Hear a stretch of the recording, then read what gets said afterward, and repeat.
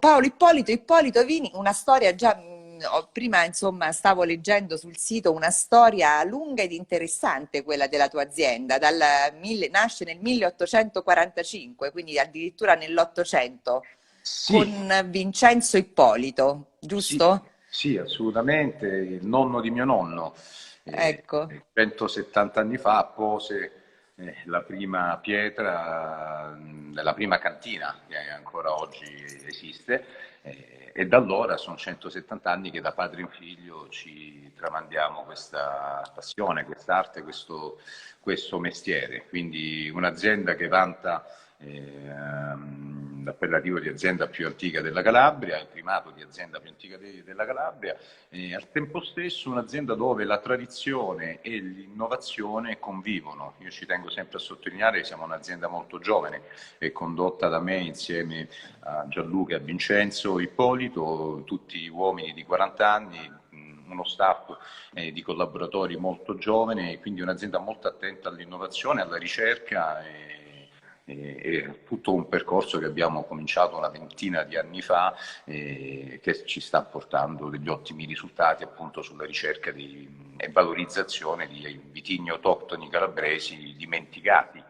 Eh Eh, sì, ho letto, infatti una grande storia. A parte mi piaceva la storia della vostra azienda perché insomma, ecco, dal tuo nonno, del nonno, insomma, siete stati sempre degli innovatori, avete prima, siete stati non solo l'azienda più, insomma, più antica della Calabria, come raccontavi te, ma anche la prima che ha imbottigliato. Sì, eh, sì, eh, il nostro nonno Vincenzo negli anni 30 è stato un pioniere dell'enologia, intravedendo, appunto, dotandosi del primo impianto di imbottigliamento in Calabria, aveva capito il mercato che andava verso il consumo in bottiglia, fino ai primi del secolo ovviamente il consumo, la maggior quantità dei consumi avvenivano in botte con vino sfuso. Lui per primo ha creduto in questa innovazione, ha portato avanti la prima linea di imbottigliamento che sicuramente ci ha dato all'epoca un grosso vantaggio. Abbiamo avuto a seguire la fortuna di avere mio padre e il papà di Vincenzo e Gianluca, zio Antonio,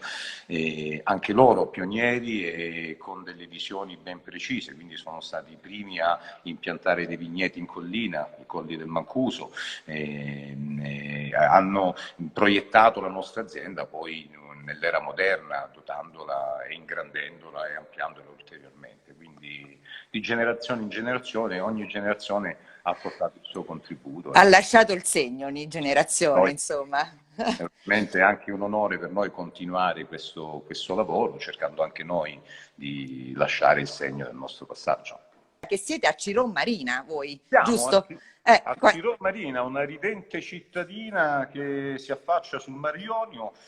Geograficamente è molto facile da individuare perché guardando la cartina dell'Italia, Cirò Marina in Calabria, e guardando la cartina dell'Italia, noi siamo la punta, Cirò Marina sorge sulla punta dove termina il Golfo di Taranto, quindi nella parte settentrionale della Calabria, e proprio questa sua particolare posizione geografica, praticamente noi il paese e così un po' tutto il territorio è una lingua di terra che si affaccia e che si insinua nel mare, questa posizione pedoclimatica, questa posizione geografica particolare ha fatto sì che fin dall'VIII secolo a.C. Si allevasse la vita. Cirò Marina in precedenza era l'antica Crimisa, una esatto, esatto. colonia incastonata fra Crotone, molto più famoso per la scuola pitagorica, era una delle principali città della Magna Grecia, e Sibari, ed era una terra particolarmente vocata e votata alla produzione dell'uva. Si narra che il vino di Crimisa venisse offerto durante i Giochi Olimpici ai vincitori. Tra l'altro a pochi chilometri avevamo Milone da Crotone, che è un atleta che ancora oggi mantiene il maggior numero di Olimpiadi partecipate e vinte. Ho letto il tuo claim, le menti più pure e più pensose sono quelle che più amano i colori, Sì, di sì, John Ruskin. Come mai questo? questa è un po', noi siamo molto attenti alla comunicazione, al marketing, all'immagine, perché è importantissima la sostanza alla quale dedichiamo tutte le nostre energie, ma anche la forma crediamo che sia molto importante e questo rientra quindi nella nostra immagine coordinata. Abbiamo giocato molto sui colori, sia delle etichette, sia delle nostre confezioni, sia delle confezioni regalo, ci piacciono i colori, quindi il colore è un po' rappresenta la nostra azienda, anche chi ha avuto il modo di visitare il nostro stand al Viniperi, uno stand molto molto colorato, perché crediamo anche che i colori influiscano positivamente sia nella scelta ma anche nell'approccio al vino. Vedi il caso del Mare Chiaro, una bottiglia che ti invita a bere. Sì, infatti, eccola, la facciamo vedere. Infatti, come l'ho vista, ho fatto proprio, poi sa proprio di mare, cioè nel senso, già ti ricorda il mare, il colore, ancora non l'ho assaggiato. Poi, tra l'altro, questo è un vino molto importante per noi, in quanto quest'anno, a dicembre, ha ricevuto, è stato inserito nei top 100 di Wine Spectator, quindi stiamo parlando di una delle riviste più influenti del mondo del vino, che ha inserito al 77° posto questo nostro vino, quindi anche una bella soddisfazione per noi. Questo è un mare chiaro, quindi abbiamo detto il colore giustamente è un tributo al mare, mare di Punta Alice con vento di tramontana, ho letto, giusto? Detto bene, sì, un tributo al mare perché proviene da tenute molto vicine al mare, dove poi andando... Io lo verso, Assolutamente, lo verso, lo facciamo vedere, bello. Avevo già provveduto precedentemente. E come dicevo, il mare... Che profumo. Sì, sì, dal punto di vista dei profumi è intenso e persistente, puoi notare degli aromi che vanno dai frutti tropicali alla pera, la pesca, fiori bianchi puoi riscontrare. Sì.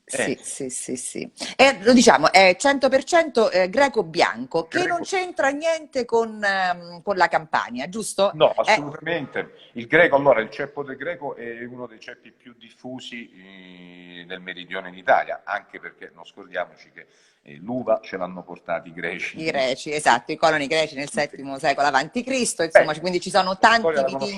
È stato uno dei punti d'ingresso, dei 3 punti d'ingresso in Europa dell'uva dalla Mesopotamia, quindi una delle vie di accesso dell'uva in Italia, la via principale, tra l'altro è stato proprio il meridione, è stata la Magna Grecia. Non scordiamo che i coloni greci chiamavano queste terre Notria, terra del vino, in quanto già i popoli che abitavano erano dediti all'allevamento, perché qua abbiamo delle condizioni pedoclimatiche ottimali obiettivamente dal punto di vista dell'esposizione al sole, del clima mite tutto l'anno e anche degli influssi del mare, della vicinanza al mare che, come noterai, al gusto e questo si richiamo, sente. richiamo finale al mare che è dovuto appunto dal fatto che noi siamo su una punta, è quasi un'isola, ci sono alcuni punti che quasi a 300 gradi, a 280 gradi, girando d'intorno sei circondato dal mare. Quindi... E si sente il mare in questo mare chiaro, che a me poi piacciono tantissimo, i vini